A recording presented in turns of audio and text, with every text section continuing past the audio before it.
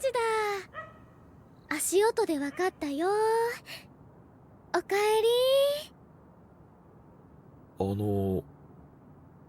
どちら様ですか？もしかしてこの女、ユージの好みじゃなかったのか？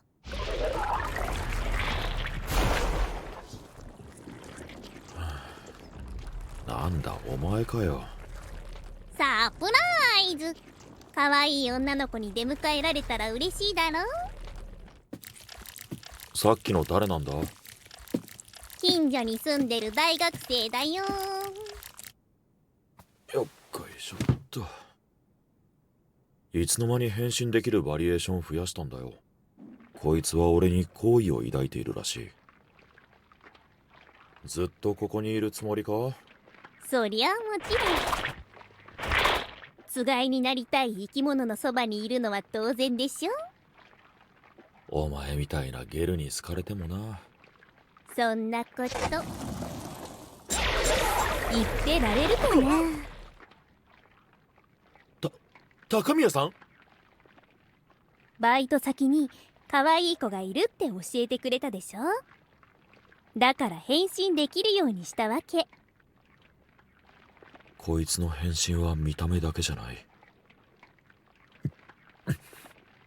声や感触。これで藤原さんも私のこと好きになりましたか？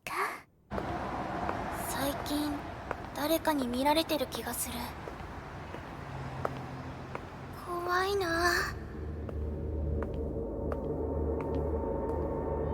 藤原さんに相談してみようかな。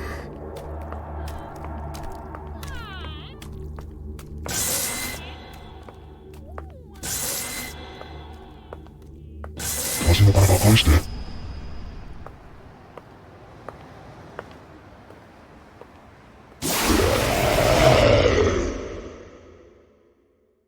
次遅刻してきたら本気で怒りますからね。すみません。もういいです。お疲れ様でした。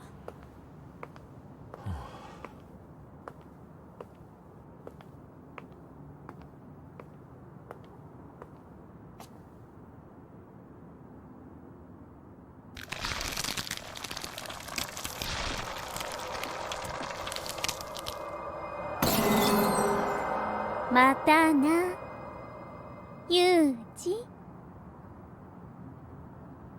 え？